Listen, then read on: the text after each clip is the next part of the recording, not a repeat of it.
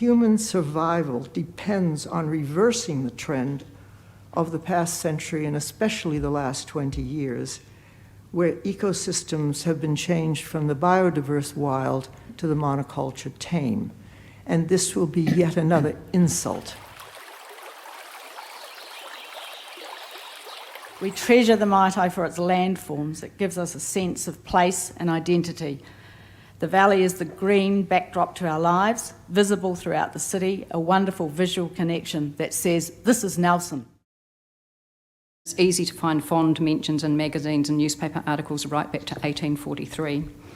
In 1910, the public expressed concern around continued access to the valley and river and petitioned council to secure the land. From 1911, council urged the acquisition of Maitai lands by government and continued to support attempts to purchase land. I have visited the valley since I was a small child, and it has always been a space for myself and others to enjoy summer swims, winter walks, watch the autumn leaves fall, watch spring flowers bloom, and much more throughout the seasons.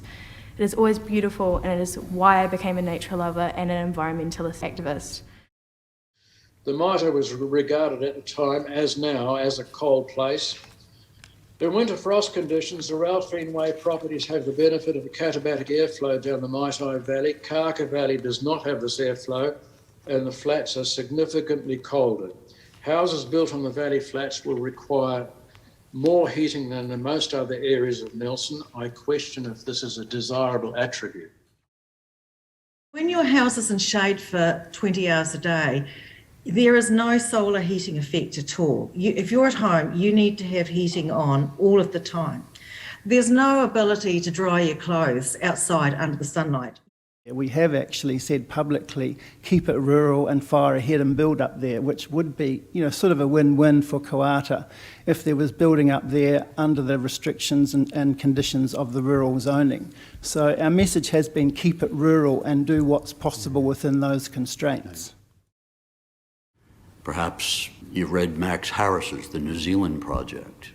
We urgently need to embrace his 3 C's: care, community, creativity. These are cornerstones of progressive values, and when 12,700 plus people care enough to sign a petition opposing any commercial development, we must pause and listen deeply. The Google Earth image here indicates quite worryingly that PPC 28 development is essentially already at stage 2. Vegetation clearance is already advanced, reversing decades of regeneration. The Maitai River is prone to flooding, especially when heavy rain coincides with a high tide. I believe that the evidence and modelling presented is insufficient to properly assess the potential increased flood hazard on downstream properties. The drastic, irreversible proposed changes to the rich alluvial floodplain should not be allowed. The fertile river terraces should be preserved either for food production or for possible future restoration with bonus improvements such as its potential to offset increasing flood risks.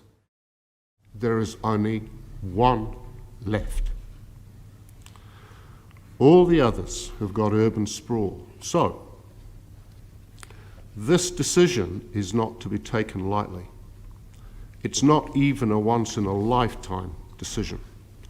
This is a once-in-a-millennium. This is one of the last parts of Nelson to currently be spared from tons of concrete, bright road lights, and seriously disturbing massive amounts of building over the green grass and trees.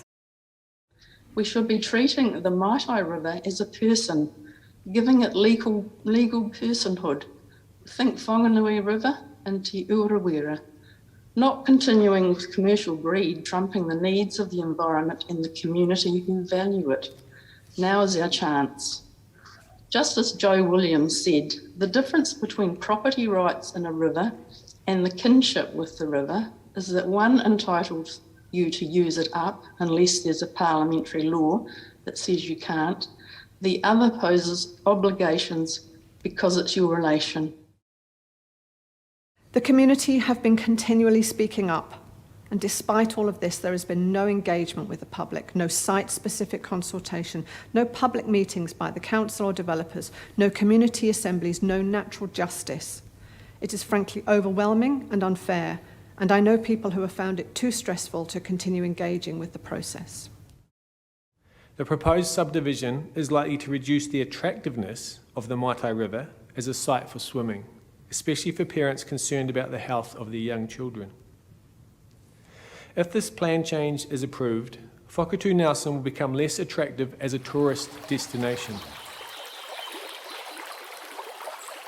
Although I feel extremely angry and let down by the council about their lack of consultation, for my own sake, I am mostly worried about how a major development in this area will affect future generations.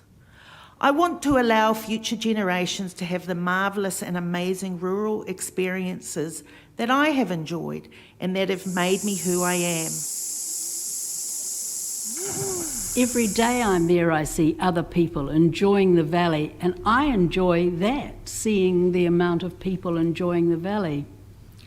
I have no doubt that in the long term we would lose so much more than we would gain.